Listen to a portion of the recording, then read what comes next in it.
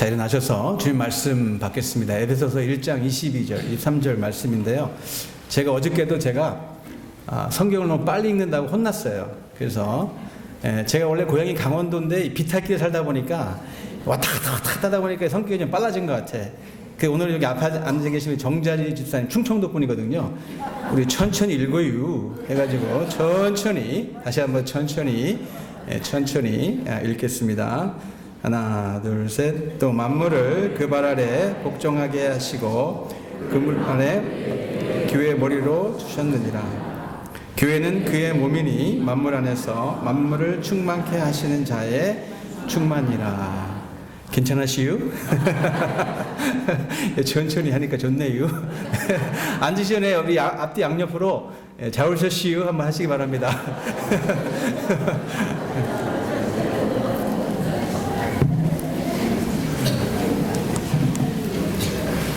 하나님 정말 감사합니다. 저희들이 무엇이간데 오늘도 주님 앞에 불러주셨으니까 어찌 보면 우리가 온 것 같지만 절대적으로 주님의 은혜가 아니었다면 이 자리에 올 수 없었습니다. 주님 감사합니다. 주님 사랑합니다. 주님 이 시간 영광받아 주시옵소서. 말씀 통해 다시 한번 주님의 심정이 드러나기 원하고 우리를 향한 주님의 계획과 주님의 뜻이 무엇인지 알아서 나의 멋대로 살아가는 것이 아니라 주님께 기쁨이 되는 우리 모두가 되기를 간절히 기도합니다.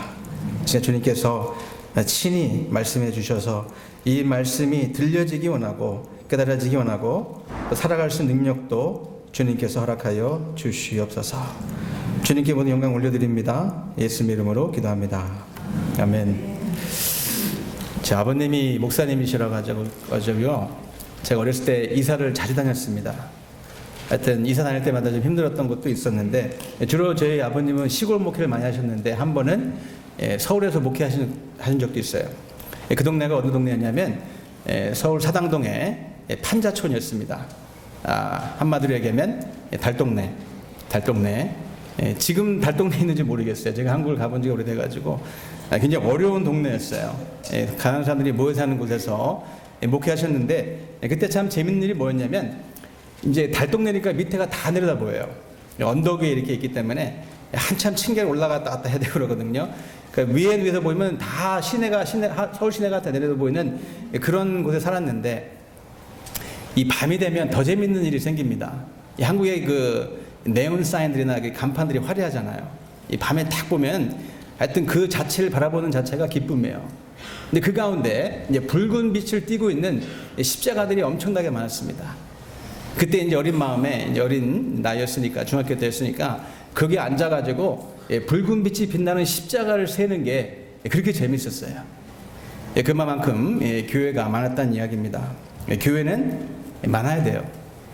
사실 제가 지난번에 오랜만에 한국에 왔을 때 좀 놀란 일이 있는데 어느 지역에 갔는데 한 건물을 지나가는데 제가 이렇게 자세히 봤습니다. 한 건물 안에 깜짝 놀랐는데 교회가 3개가 동시에 있는 거예요. 2층에 무슨 감리교회, 3층에 무슨 장로교회, 4층에 무슨 침례교회. 그러니까 엘리베이터를 타면 하나 골라 잡으라는 얘기예요. 뭐 2층, 3층, 4층. 제가 너무 놀랐어요. 어떻게 한 건물 안에 교회가 3개가 같이 공존할까? 이게 한국에만 있는 일이 아닌가 하는 생각이 들 정도로 하여튼 교회가 엄청나게 많아요, 보니까. 여러분, 교회가 많은 것이 문제입니까? 저는 그렇게 생각하지 않습니다. 교회는 많아야 돼요. 교회가 많은 게 문제가 아니라 교회다운 교회가 많지 않은 것이 마음 아픈 일이라는 이야기입니다. 그거 어떻게 합니까? 사회가 안 바뀌잖아요. 여러분, 바닷물이 3%거든요, 소금이. 바닷물이 3%가 되기 때문에, 짜기 때문에 썩지 않는다는 이야기입니다. 3%만 돼도 그래요. 그럼 소위 얘기하는 한국도 그렇고 미국도 그렇고, 아니 30%가 교인이라 그러는데, 아니 30%가 소금이면 썩을 수가 없겠죠. 사회가 뒤집어지고 남아야 된다는 이야기입니다. 근데 왜 사회가 자꾸 변질이 되고 바뀌지 않습니까? 이건 정치적 문제가 아니에요. 다른 문제가 아닙니다. 경제 문제가 아니고 교회 문제예요. 저는 오늘 절대로 교회를 욕하려는 의도가 아닙니다. 그렇다면 누워 침뱉는 것밖에 안 되기 때문에, 우리도 교회이기 때문에, 우리도 부족한 교회이기 때문에 교회를 욕하려는 게 아니에요. 단지 교회가 교회다워야 되는데 교회가 세상에 지탄을 받는 교회가 되면 안 되니까, 그렇게 되면 예수님 마음이 너무 아픈 거니까, 그렇게 되면 안 되니까 어떻게든지 간에 우리가 정말 주님이 원하시는 교회가 돼야 되는데, 그러려면 우리가 말씀으로 돌아와야 됩니다. 주님이 원하시는 교회의 모습이 뭘까? 주님이 말씀하시는 진짜 교회가 무엇일까? 그런 의미에서 우리는 에베소서가 너무 소중한 거예요. 에베소 말씀 가운데 이게 교회다, 이게 진짜 교회야, 예수님이 꿈꾸셨던 교회, 에베소서가 오늘 우리에게 이것을 가르쳐주고 있습니다. 정말 감사하죠. 다시 말씀드리지만 우리는 큰 그림을 봐야 됩니다. 자꾸 아웅다웅 작은 그림에 마음을 뺏겨서 큰 그림을 바라보지 못한다면 그것은 불행한 거예요. 지금 몇 주간 동안 저희가 감사하게도 큰 그림을 보아왔습니다. 성도가 무엇인가? 신령한 복이 무엇인가? 성령님의 인치심이 무엇인가? 오늘도 또 다른 큰 그림을 주님께서 말씀하시죠. 교회가 무엇인가? 교회가 무엇인가? 말씀 오늘날의 시대는요, 세상을 걱정하는 교회가 돼야 되는데 거꾸로 세상이 걱정하는 교회가 됐다는 이야기입니다. 이런 이야기들이 들려져요. 아니, 교회가 세상을 걱정해야 되는데 거꾸로 세상이 교회들을 걱정하니까 뭔가 잘못됐다는 이야기죠. 이게 바로 잡아야 됩니다. 어떻게 해요? 교회의 본질을 우리가 알아야 됩니다. 그 본질을 우리가 누려야 돼요. 건강한 교회를 만들어야 된다는 이야기입니다. 그러려면 정말 교회가 뭔지 알아야 됩니다. 알고 누려야 됩니다. 그래야 우리가 건강한 교회, 또 교회다운 교회, 성도다운 성도가 되는 것이 분명하기 때문에. 자, 이 시간 오른손을 불끈 쥐시고 따라해 보시기 바랍니다. 저희 교회 구호죠. 교회다운 교회, 목장다운 목장, 성도다운 성도, 교회의 본질을 알자, 깨닫자, 누리자. 아멘, 아멘입니다. 저는 여러분 아시는 대로 목회를 좀 다른 목사님들에 비해 좀 늦게 시작한 편이라 가지고 조금 더 제가 보기엔 안타까운 마음이 있는 것 같아요. 그 목장에도 싫었지만 신학교에 우여곡절 끝에 갔거든요. 그리고 저희 아버님이 또 목사님이었고 또 저희 어머님 쪽은 다 목사님들이세요. 그러니까 교회 가운데 자랐기 때문에 교회에 볼 거 먹고 다 보고 자랐거든요. 그러니까 제 마음 가운데는 기왕 목회의 길에 들어섰는데 이거 정말 잘해야 되겠다, 제대로 목회해야 되겠구나. 물론 모든 목사님들이 이렇게 생각하시죠. 근데 제가 보기에는 저는 조금 더 있다는 생각이 들어요. 그 마음이 변치 않았습니다. 이 어려운 길을 들어섰는데 모든 걸 어떻게 보면은 내려놓고 왔는데, 그렇다면 기왕하는 건데 제대로 하자. 아니, 교회다운 교회 한번 해보는 게 어떻겠는가. 엄청 고민을 많이 했습니다. 엄청 기도를 많이 한 것 같아요.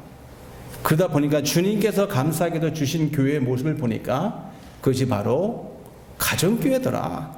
전 놀랐습니다. 주님이 원하시는 교회가 뭔가 기도 가운데 받다 보니까 우리가 이야기하는 목장교회예요.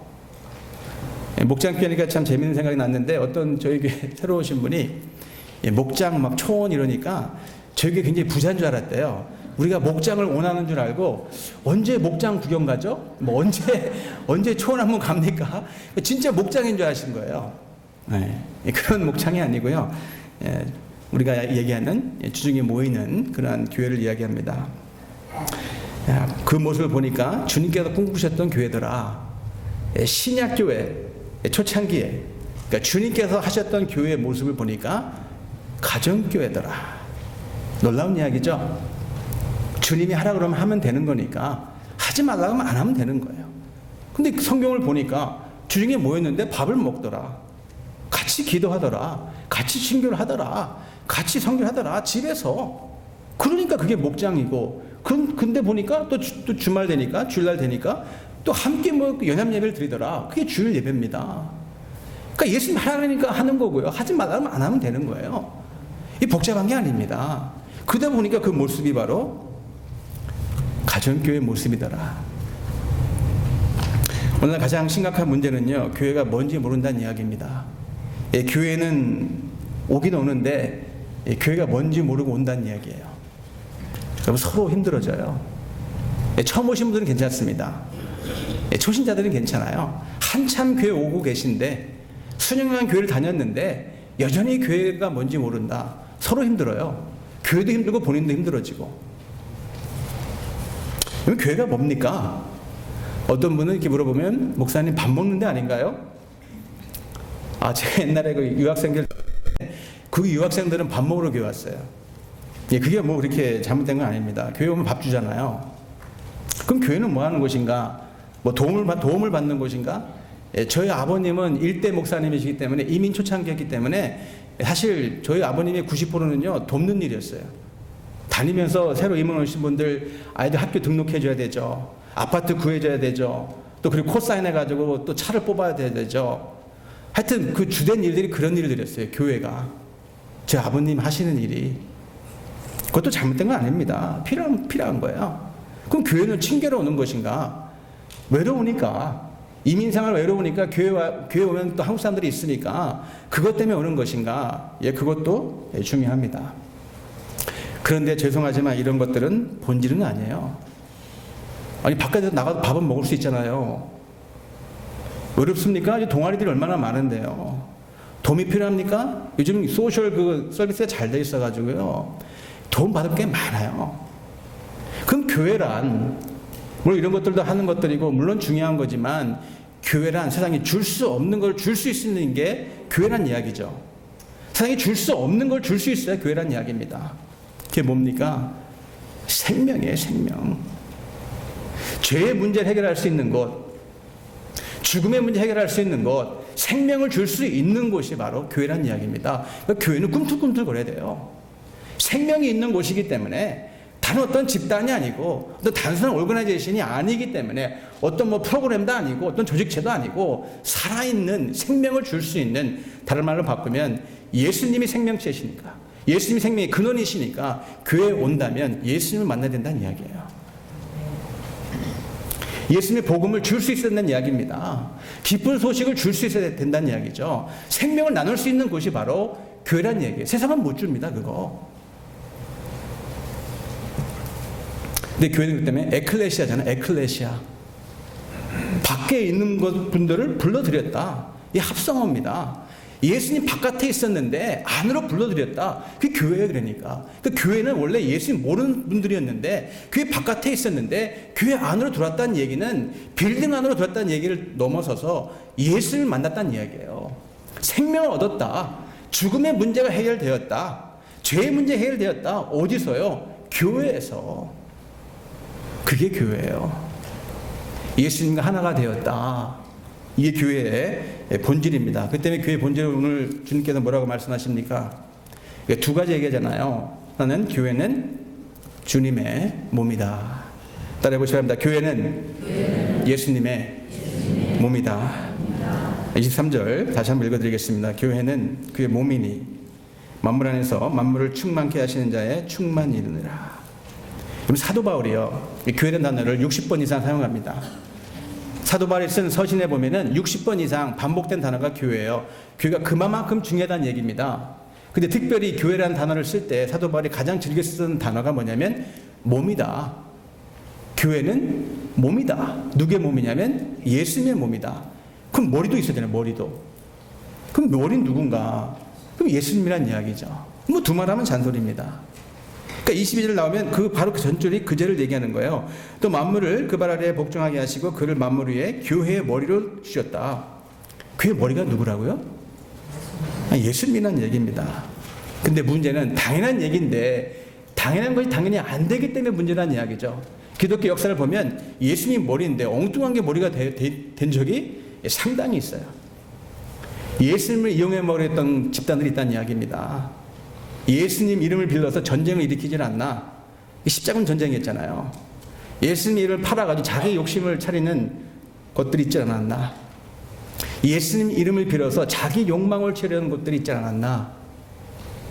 그럼 오죽했으면 1517년에 루터가 들고 일어났겠어요. 썩을 대로 썩었거든요. 예수님 대신에 교황이 떡하니 앉아있으니까, 아니 예수님이 머리인데 교황이 머리인 것처럼 앉아있으니까 자기 발닦던 물을 담아가지고 200불에 300불에 팔면서 이거 마시면 천국 간다고 얘기하니까 할 짓이 아니죠. 그걸 참다 들고 난 사람이 그 당시에 신부 루터의 루터 1517년 종교개혁 아닙니까? 이게 무슨 교회냐? 이거 예수님 머리가 아니지 않냐 이거. 로마서 1장 17절에 나온 대로 의인은 믿음으로 말미암아 살아갈지니, 아니 믿음으로 구원 받는 건데 발 닦는 물을 마신다고 여러분 천국 갑니까? 그게 아니란 이야기죠. 말도 안 되는 얘기를 하고 앉아 있으니까, 교회는 예수님이 머리인데 엉뚱한 것이 앉아서 판을 치고 앉아 있으니까 참다 못해 들그려 난 것이 바로 종교개혁이에요. 너무 감사한 거죠. 교회는 예수님이 머리여야 됩니다. 그래 생명이 있어요. 그래 주님께서 움직이신다는 이야기입니다. 그 말은 우리가 주님의 몸이니까 머리와 바짝 달라붙어 있어야 돼요. 떨어지면 죽는다는 이야기입니다. 떨어지면 반드시 죽어요. 그렇다면 여러분, 머리와 몸이 하나이듯이 교회와 예수님은 뗄래야 뗄 수 없는 관계라는 이야기입니다. 근데 우리 부지런히 여러분 살피셔야 돼요. 교회로서, 여러분 목장으로서, 여러분 개인으로서 내가 주님과 붙어 있는가 열심히 살피시기 바랍니다. 뭐가 붙어 있는 걸까? 뭐 교회 앞에 큼지막한 십자가 붙어 있으면 붙어 있는 겁니까? 그럴싸한 건물을 가지고 있으면 예수님과 붙어 있는 겁니까? 화려한 성가대가 앞에 서 있고 프로그램이 막 돌아가고 의자들이 많이 있고, 여기 의자 밑에 보면 성경책이 꽉 차 있거든요. 의자만 성경책이 쫙 놓여 있으면 그지 붙어 있는 겁니까? 아닐 수도 있어요. 그럼 뭐가 예수님과 붙어 있는 걸까? 그 증거가 뭡니까? 한 가지 알 수 있는 길이 있습니다. 예수님이 머리인지 어떻게 아는 건가? 내가 예수님과 붙어 있는지 어떻게 아는 건가? 알 수 있는 길이 있어요. 간단합니다. 주님이 머리니까 교회 왔을 때 누가 주인 행세하는 것인가? 그거 보면 10중 8구 답이 나옵니다. 누가 교회 와서 주인 행세하는 건가? 누가 여러분 교회 왔을 때 주인 행세합니까? 목사들이 합니까? 그럼 회개해야 되죠. 장로들이 교회 머리입니까? 저희 교회에 계신 장로님들은 훌륭한 분들이에요. 저희 교회 장로님들은 그런 분이 한 분도 없습니다. 근데 어떤 교회 가보니까 마치 장로님들이 교회 머리인 양 판을 치더라. 그럼 침례교는 좀 나은가? 침례교 가봤더니 안수 집사님들이 자신들이 머리인 양 주인 행세하더라. 저희 교회는 그런 분들이 없길 바랍니다. 저희 교회 분들, 그 안수 집사님들은요, 별명들이 있어요. 순둥이 집사들. 그러니까 저희 교회 집사님들은 착한 분들이에요. 머리 행세하는 분들이 없습니다. 문제는 목사들이 문제예요. 자칫하면 이 목사님들이 머리가 될 수 있거든요.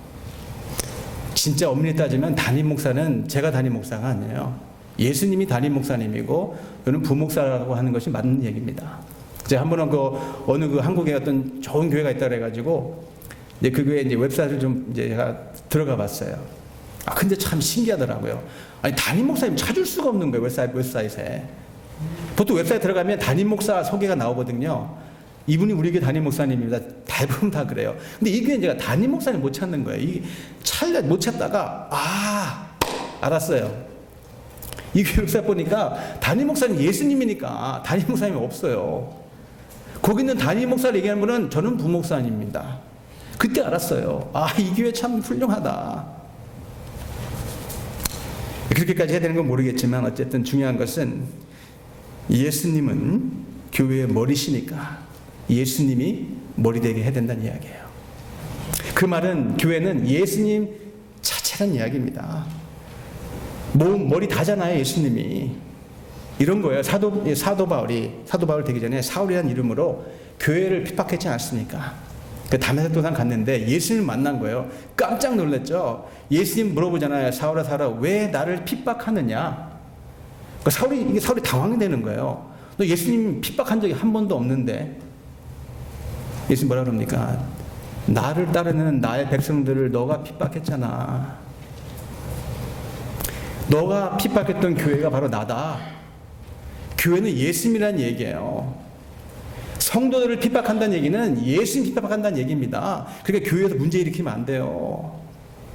그래서 문제 일으킨다는 얘기는 예수님 핍박하는 거기 때문에, 교회를 어렵게 한다는 얘기는 예수님이 어렵게 하는 얘기이기 때문에 여러분 잘 하셔야 됩니다.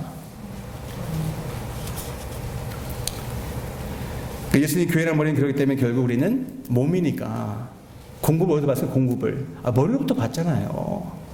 그러니까 예수님도 우리가 받는다는 얘기예요, 축복을. 그러니까 예수님께 딱 달라붙어 있어야 돼요. 교회랑 딱 달라붙어 있어야 된다는 얘기입니다. 그래서 골로새서 2장 19절 후반부에 보면 온몸이 머리로 말미암아 마디와 힘줄로 공급함을 받고 연합하여 하나님이 자라게 하심으로 잘한다. 교회에 달라붙어 있으면, 예수님과 붙어 있으면, 예수님 몸이니까 교회가 잘할 수밖에 없다는 이야기입니다. 공급을 받기 때문에. 문제는 떨어지기 때문에. 예를 들면 이 손가락도 보면요, 이게 그냥 붙어 있는 게 아니에요. 신경하고 이게 근육이잖아요. 머리에 지배를 받습니다. 머리가 움직이는 거거든요. 근데 좋은 예를 들어드리겠습니다. 제가 한 2년 반 전에 제가 두 가지를 한꺼번에 못해요.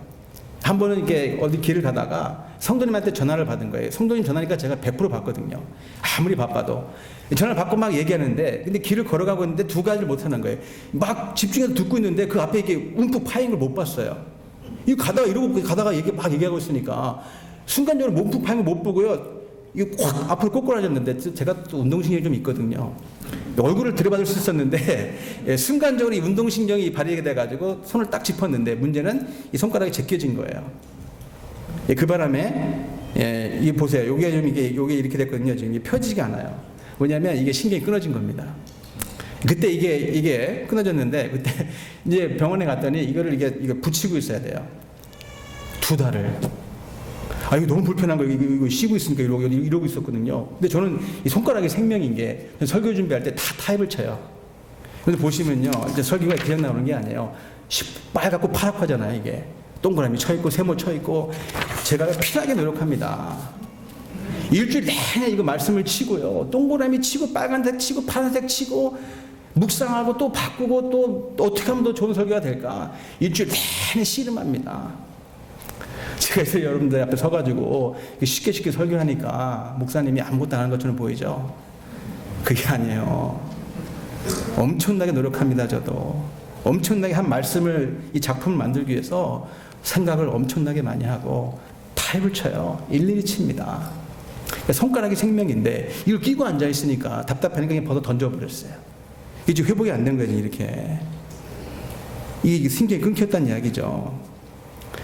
그러니까 머리 따로 놀고 이 손가락 따로 놀아야죠. 요 부분은 붙어 있어야 되는데, 그 예수님께서 포도나무 비유를 했잖아요. 포도나무 가지가 그 줄기에 붙어 있으면 당연히 열매를 맺는데, 가지가 더 떨어져 나가면 열매 맺을 방법이 없어요.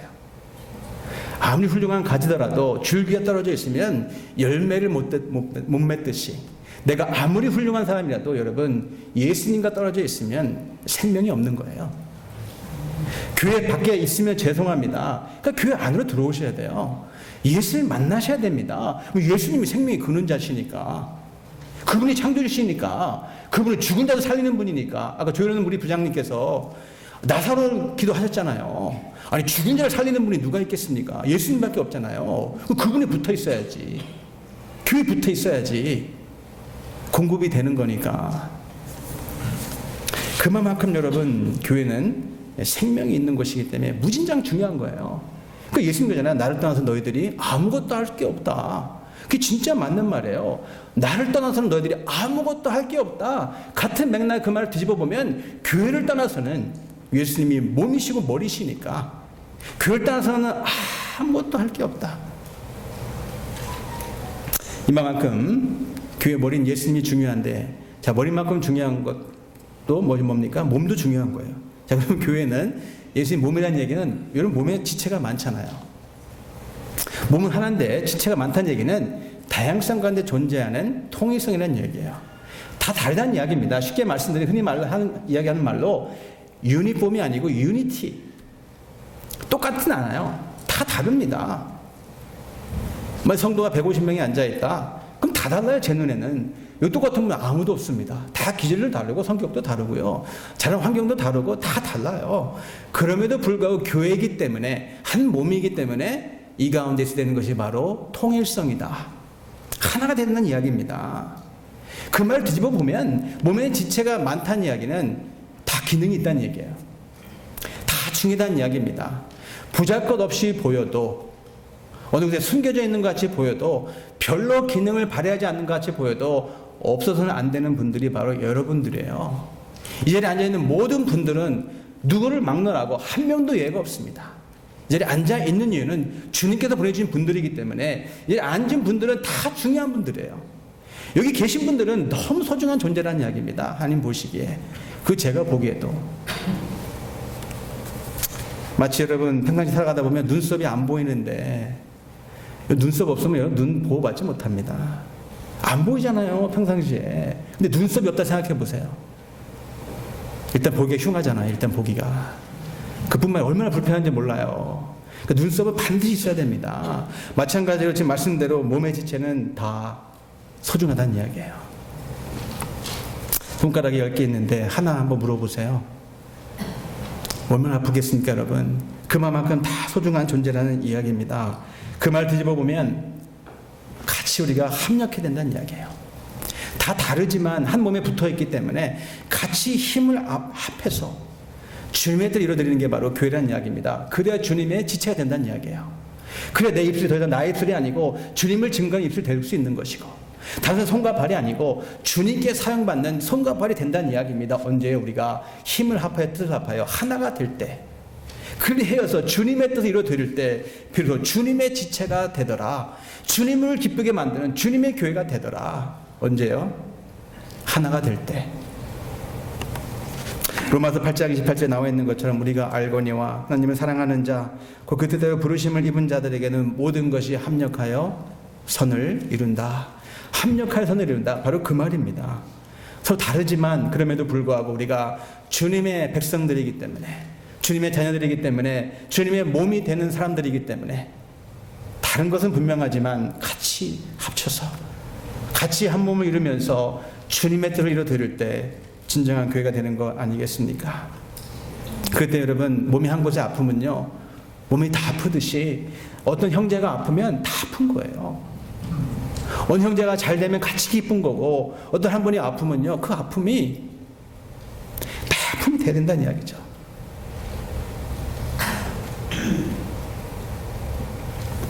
제가 수련제도 말씀드린 것 같은데, 그 일본에서 그 어떤 그 일본 분이요, 자기 집을 4년 전에 지었는데, 새 집이었는데 4년 후에 이제 지붕을 다시 어쨌든 문제가 있어서 이제 리마들 하려고 지붕을 뜯었는데 깜짝 놀랐잖아요.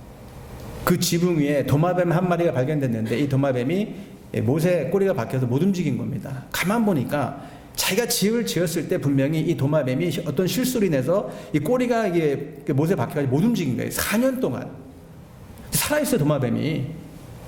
이 너무 신기한 겁니다. 궁금했어요. 어떻게 4년 동안 이 도마뱀이 살아있었을까? 아니, 꼬리가 이제 묶여있기 때문에 못 움직이는데, 움직이는데 못 가는 게 어디에? 그럼 어떻게 살아있을 수 있을까?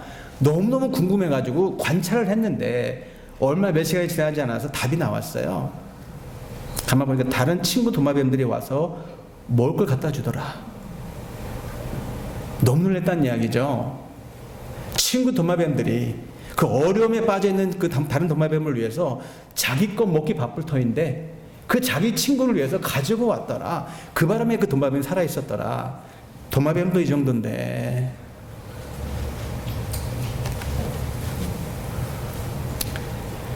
교회가 예수님의 몸이란 말은 결국 그러니까 여러분 유기체란 얘기예요. 살아있다는 이야기입니다. 몸이잖아요. 움직인다는 이야기입니다. 꿈틀거린다는 얘기예요. 변화된다는 이야기입니다. 성장한다는 이야기입니다. 또 다른 말로 얘기하면 교회는 아플 때가 있어요. 건강할 때도 있지만 아플 때도 있다는 이야기입니다. 마치 지금 어떤 코로나 바이러스 때문에 몸이 아픈 사람들이 있는 것처럼 몸이기 때문에, 약한 존재이기 때문에 아플 때가 있지만, 그렇지만 분명히 살아있는 몸이란 이야기예요. 그게 교회란 이야기입니다. 항상 잘 되는 게 아니에요. 물론 항상 건강하게 원하죠. 항상 잘 되게 원합니다. 그럼에도 불구하고 몸이기 때문에 교회가 힘들 때도 있는 거고 어려울 때도 있는 거예요. 그럼에도 불구하고 교회라는 몸이기 때문에 무시하면 안 된다는 이야기예요. 버리면 안 된다는 이야기입니다. 목장도 마찬가지예요. 목장은 프로그램이 아닙니다, 여러분. 목장 교회잖아요. 가정 교회입니다. 그러니까 목장이 힘들어도 못 버려요. 문을 안 닫습니다. 교회이기 때문에 문을 못 닫는다니까요. 힘들어도 기다려줘야 돼요. 셀그룹은요, 문을 닫아버려요. 새 그룹 프로그램이니까 안 되면 닫습니다. 문 닫고 열고 해요. 그건 뭐 안 되면 그냥 집어치라 그래요. 빨리빨리 퍼져나가야 되니까. 근데 목장은 그런 게 아니에요. 목장은 교회이기 때문에, 살아있는 주님의 몸이기 때문에, 힘들 때가 있는 거기 때문에, 아플 때가 있는 것이기 때문에 건강해질 때까지 기다려야 돼요. 인내가 필요해. 인내가. 그게 교회입니다. 그게 목장이에요. 부모가 자녀를 기다려주듯이, 부모가 자녀를 기다려주듯이 언젠간 잘하겠지, 잘한 날이 오겠지, 기다리잖아요. 부모님들은 같은 심정입니다. 두 번째, 교회의 본질이 뭘까? 교회는 예수님으로 충만한 곳입니다. 따라해 보시기 바랍니다. 교회는 예수님으로 충만한 곳이다. 23절 다시 한번 읽겠습니다. 제가 교회는 그의 몸이니 만물 안에서 만물을 충만케 하시는 자의 충만이라. 교회는 예수님으로 충만한 겁니다. 오늘 제가 당연한 말만 하고 있어요. 지금 당연한 말만 하고 있습니다. 근데 당연한 게 안 되기 때문에 문제라는 얘기예요. 교회는 예수님을 충만한데, 여러분 그 말은 뭡니까? 교회 왔을 때는 그러면 예수 냄새가 나야 된다. 예수 냄새가. 교회는 어떤 냄새가 납니까? 김치찌개 냄새 납니까? 아니면 된장찌개? 갑자기 제가 생각났는데요. 저희가 이제 미국 교회 빌려 쓰고 있는데, 제가 옐로우 카드 2번 받았고 레드 카드 1번 받았어요. 그 음식면에 있어서. 그러니까 첫 번째 옐로우 카드는 우리가 미역국 끓였을 때 미국 목사님이 옐로우 카드 그거 끓이지 마라. 미역에서 이상한 냄새 난다. 두 번째 옐로우 카드는 김치찌개였어요. 미치겠대. 그거 안 먹으면 안 되겠니? 그래서 알겠습니다. 그 두 번째, 세 번째는 레드카드였어요. 이게 결정타였습니다. 그게 뭐였냐면, 묵국. 뭐라고 했냐면, 그 말에 의하면, 어디서 시체 썩는 줄 알았대. 시체 썩는데. 시체가 썩니, 어디서. 나와가지고 그분의 그 표정이요. 제 평생 잊을 수 없는 그 얼굴 표정이었어요. 꿈에 나타날까봐 두려운 그 표정. 꿈에서도 만나기 쉽지 않은 그 표정으로 도대체 시체성 냄새가 나는데 도대체 뭘 먹고 있는 건가? 저희가 2년 동안을요, 한국 음식 못 먹었어요, 저희 교회에서. 근데 지금은 미국 교회가 회개한 것 같아요. 저희가 뭐 김치찌개를 끓여 먹든, 뭐 된장찌개를 끓여 먹든, 뭐 청국장을 끓여 먹든, 할렐루야. 아무 말도 안 해요. 그리고 제가 한번 감동을 받은 게 미국 목사님 회개한 것 같아요. 지금 여기 옆에 사무실인데요. 한번 제가 숨어 있었던 것 같아. 이 한국교회가 도대체 뭘 하는지. 제가 숨어 있었는데, 저희가 예배를 시작하는데요. 이 찬양이 시작되는데, 2부 예배가 시작되는데, 갑자기 감동이 몰려오더래요. 최근 일입니다. 찬양이 자기가 한국말을 못 알아듣겠는데, 우리 교회 찬양이 예배가 시작되는데, 이게 웅 하면서 울려지는데, 자기는 깜짝 놀랐대요. 아, 성령 충만하다. 저한테 물어봐요. 도대체 비결이 뭐길래 당신 교회는 그렇게 성령이 충만한 것인가? 할렐루야. 목사님 회개하셨어요. 여러분, 예수님이 충만한 게 뭘까? 예수 냄새가 안 된다는 얘기인데, 교회는 어떤 냄새가 납니까? 이상년에 냄새가 나죠? 세속주의 냄새가 나요. 어떤 냄새가 날까? 기복주의 냄새가 납니다. 아주 고약한 냄새입니다. 성공주의 냄새가 나요. 인본주의 냄새가 납니다. 이 냄새가 나면 안 됩니다. 교회 오신다면 예수님 냄새가 나야 돼요. 예수님 충만한 거니까. 그럼 예수님 냄새가 안 나는 게 뭔 말인가? 예수 충만하다는 게 뭔가? 그럼 예수 충만할 때 나타나는 게 뭐죠? 예수님은 사랑이잖아요. 그럼 교회 왔을 때 가장 많이 느껴지는 것이, 이 교회는 사랑이 넘친다. 그 예수 충만한 거예요. 교회는 가족이기 때문에. 여러분, 가족만큼 갈등이 많은 곳이 또 있습니까? 여러분, 가족만큼 어려운 곳이 없잖아요. 여러분, 가정만큼 제가 보니까 갈등이 많은 곳이 없어요. 제 가정도 보면 갈등이 있어요. 아니, 딸 둘이 있는데요, 제 마음대로 안 됩니다. 다 생각이 달라요. 어떤 때는 언성이 높아져요. 아니, 내가 마음대로 하고 싶은데, 내 딸들이니까 내 마음대로 하고 싶은데 안 됩니다. 그러니까 가정 가운데 갈등이 있어요. 그런데 가정이기 때문에 헤어지지 못합니다. 갈등이 있는 것이 가정인데, 가족이기 때문에 헤어지지 못한다는 얘기예요. 교회가 바로 그런 곳입니다. 교회 왔는데 당연히 갈등이 있을 수밖에 없어요. 인간이 모인 집단이기 때문에, 부족한 사람이 있는 곳이기 때문에, 죄인들이 모인 곳이기 때문에 당연히 갈등이 있는 곳이 교회입니다. 그럼에도 불구하고 헤어지지 못한다는 얘기예요. 주님의 몸된 교회이기 때문에, 주님의 가족이기 때문에, 이 자리에 앉아있는 건 우연이 아니기 때문에, 가족이 되었기 때문에 갈등은 있지만 헤어지지 못한다. 어차피 헤어지지 못할 그런 운명을 타고난 주님의 몸된 가족이라면, 기왕 같이 어차피 있을 그런 가족이라면, 그러면 원만한 관계로 되도록 노력해야 됩니다. 몇 가지 팁을 드릴게요. 원만한 관계 되려면 절대적으로 다른 것을 다르다는 것을 인정해야 됩니다. 틀린 게 아니라 다르다는 얘기예요. 물론 틀릴 때도 있어요. 제가 말씀드린 것 같은데 10번 중에 9번은 틀린 겁니다. 그러니까 틀린 게 아니라 다른 거예요. 그러니까 다른 것을 우리가 수용할 수 있어야 된다는 얘기입니다. 다르잖아요, 성격이. 기질이 다르잖아요. 생각이 다릅니다.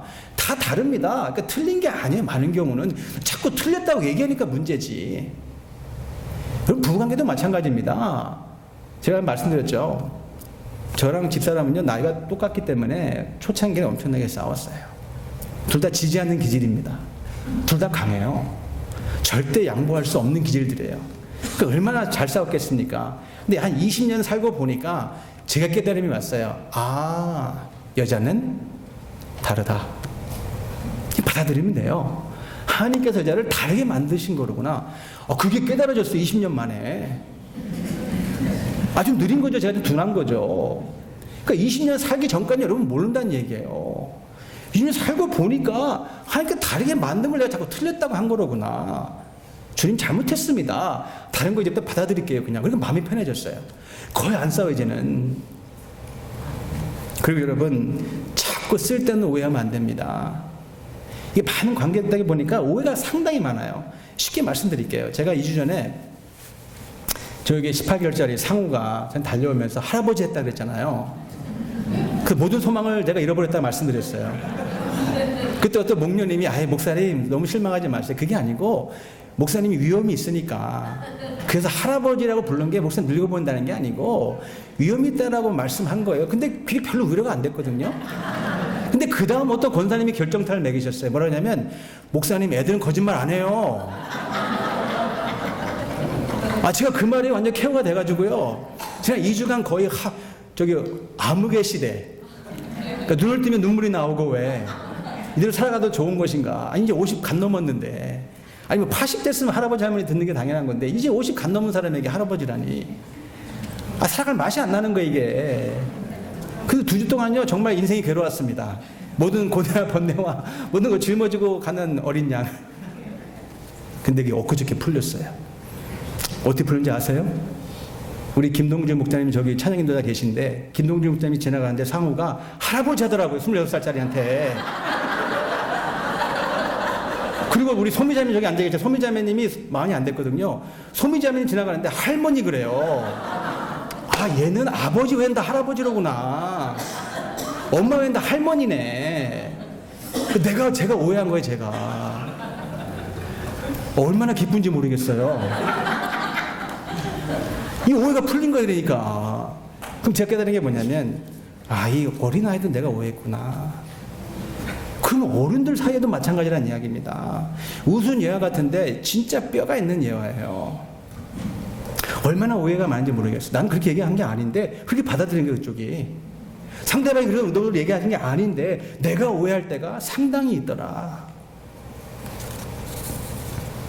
그리고 사랑한다는 이야기는 섬겨준다는 이야기예요. 여러분 사랑의 결정체는 여러분 섬김입니다.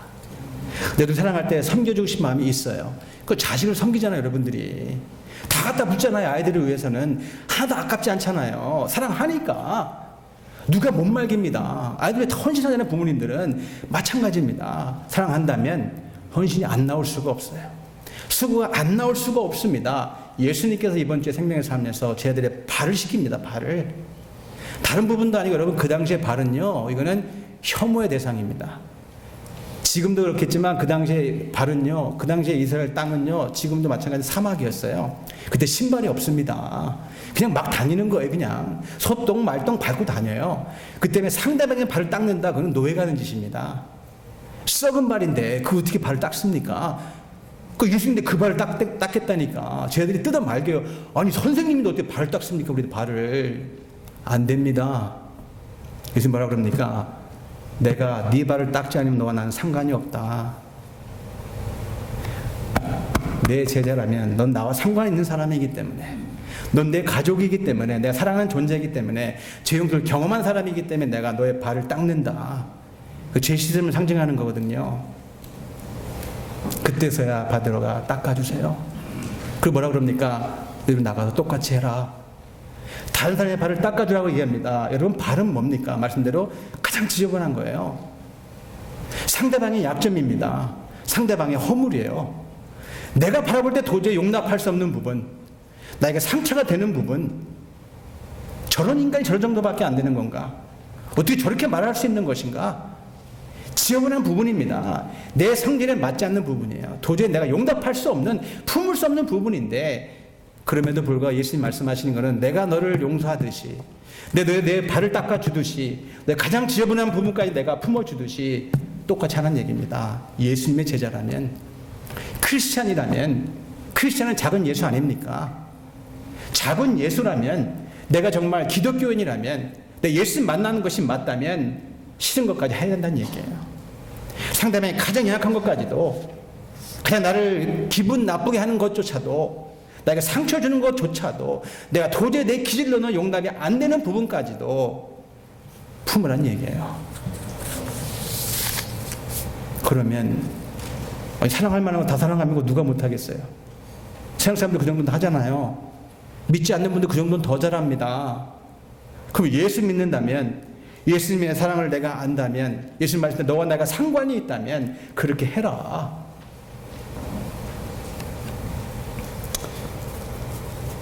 말씀을 정리하면서 우리끼리 사랑이 넘치다 보면 차고 넘치게 돼 있어요. 우리가 정말 사랑하기 시작하면 여러분 넘칠 수밖에 없습니다. 차고 넘쳐 흘러가는 것이 바로 바깥으로 나갈 수밖에 없어요. 그게 바로 여러분 우리가 얘기하는 영혼 사랑입니다. 구령의 열정이에요. 우리가 사람을 사랑하지 않으면 절대 넘칠 이유가 없어요. 아니 옆에 있는 성도도 못 사랑하는데 무슨 바깥 사람 사랑할 수 있겠습니까? 아니 옆에 앉아있는 성도도 못 사랑하는데, 옆에 있는 가족도 사랑 못하는데 무슨 구령의 열정입니까? 생길 수가 없어요. 차고 넘쳐야 됩니다. 내가 사랑하는 사람 여러분 사랑한다면, 내가 누군가 사랑한다면 그 사람이 사랑하는 거 사랑할 수밖에 없잖아요. 내가 누군가 사랑한다면 그 사람이 좋아하는 거 좋아할 수밖에 없다는 이야기입니다. 내가 누군가를 정말 사랑한다면 그 사람이 하는 거 할 수밖에 없어요.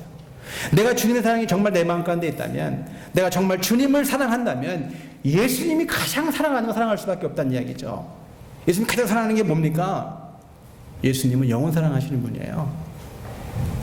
특별히 잃어버린 영혼 사랑하는 분이 예수님이라는 이야기입니다. 우리가 잘 아는 누가복음에 100마리 양 중에 잃어버린 양 한 마리에 그 목자의 마음에 가 있듯이, 그 잃어버린 양 한 마리가 돌아왔을 때 가장 춤추고 덩실덩실 춤을 추었던 그 목자가 바로 예수님 아닙니까? 그럼 내가 그 주님의 마음을 안다면 우리가 가장 기뻐야 될 것이 여러분, 잃어버린 영혼 한 분이 돌아오는 거예요. 가장 큰 기쁨이 바로 여러분, 다른 것도 기쁜 일이 많지만 예수님 모르는 분이 내가 베풀어진 헌신 때문에, 내가 수고한 그 수고 때문에 그분이 예수님 몰랐던 분이 예수님을 알게 된다. 누가복음 15장에 나오는 천국 잔치가 바로 그 잔치입니다. 그 아버지의 잔치에 내가 동참하게 되더라. 그 기쁨은 돈을 살 수 없는 기쁨이더라. 그게 교회고 그게 목장이에요. 그게 진짜 기쁨이라는 이야기입니다. 춤이 저를 쳐준다 그러잖아요. 이런 의미에서 교회는 단순히 예배만 드리는 것이 아닙니다. 예배 드리고 먼저 은혜 받는 게 맞아요. 그리고 나가서 이 사랑을 넘치고 차고 넘치도록 부어주는 것이 바로 교회란 이야기입니다. 그런 의미에서 만약에 교회가 영원하지 못하고 제자 못 쌓는다, 그건 교회가 아니에요. 그건 클럽입니다. 여러분 지난번에 말씀드린 것 같은데 그 올랜도에 그 비전교회라는 게 있습니다. 그 비전교회 이름 전회교회가 올랜도 한인 장로교회였어요. 근데 거기 교회 부임하셨던 김민기 목사님이 유명한 일화가 있어요. 이분이 그 교회를 부임하려는데 그 동네 사람들이 소문이 쫙 났습니다. 그 교회만 부여만 하시면 안 됩니다. 다른 교회 다 가도 괜찮은데 그 교회 가시면 안 됩니다, 목사님. 왜냐면 그 교회는요, 개판이에요. 맨날 치고받고 싸우고 장로들이 멱살 잡고 싸우고 목사님 그 교회 가시면 안 됩니다. 근데 목사님 거기 가셨거든요. 부임만 했는데 아니 다를까 그 첫날 그 부임한 첫날 주일부터요 막 싸우더래요. 막 치고받고 싸우더래요. 진짜 소문이 맞았다는 이야기입니다. 이거 완전 개판이 한마디로. 이게 무슨 교회인가? 그래가지고 목사님이 주중에 어떻게 했냐면 이 교회 간판을 올라가가지고요 도끼로 찍어버렸어요. 어떤 분을 찍어냈냐면 올랜도 한인 장로교회인데 교회자를 찍어버렸어요. 올랜도 한인 장로.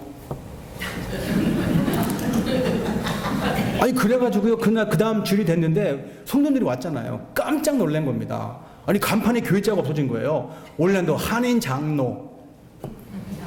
그 목사님이 그날 강당에 서가지고 설교하시기 시작하는데 오늘부터 우리는 교회가 아니라 클럽입니다. 마음껏 싸우시고 마음껏 서로 미워하시고 그리고 치고받고 싸우고 죽이지만 말고 그냥 이러다가 우리 그냥 좋은 게 좋은 거니까 먹고 집에 갑시다. 우린 교회 아닙니다 이제부터.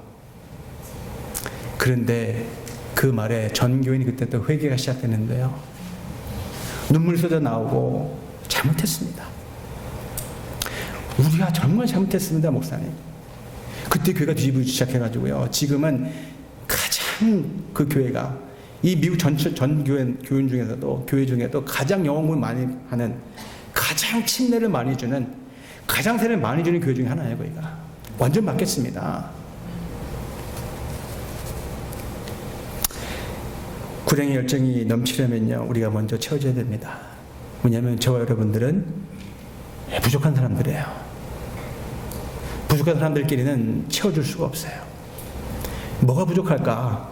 돈이 부족합니까? 실력이 부족합니까? 뭐 학력이 부족합니까? 뭐 인맥이 부족한 건가요?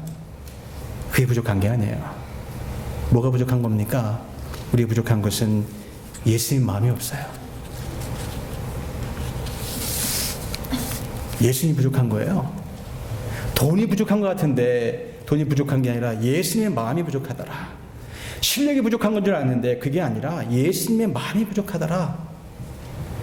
뭐 밖에 나가서 이 업적이 부족한 게 아니라 그게 부족한 게 아니라 내 마음 가운데 진짜 예수님이 없더라. 내 마음 가운데 예수님의 마음이 없더라. 그러니까 허한 거예요. 그걸 허한 거니까 자꾸 채우려는 걸 뭘로 채우려는 겁니까? 그러니까 자꾸 돈으로 채우려는 것이고 자꾸 성공으로 채우려는 것이고 자꾸 정욕과 욕망을 채우려다 보니까 채워집니까? 안 채워져요. 내가 부족한 것이 이런 것들이 아니니까. 내가 부족한 것은 영혼의 부족함이고